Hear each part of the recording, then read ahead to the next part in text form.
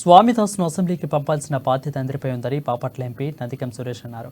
2019లో CM జగన్కు 150 ఓట్లు ఇచ్చి సీట్లు ఇచ్చారని, ఇప్పుడు జగన్కు 175 అంటున్నారని, అదే మన లక్ష్యమని సురేష్ పిలుపునిచ్చారు. ఇక తిరువూరులో మెజార్టీనే లెక్కలోకి తీసుకోవాలని చెప్పారు. 600 హామీలు ఇచ్చి ఒక్క హామీ కూడా నెరవేర్చని వ్యక్తి, రాష్ట్రాన్ని అధోగతి పాలు చేసిన వ్యక్తి చంద్రబాబు అని నందిగం సురేష్ వెల్లడించారు.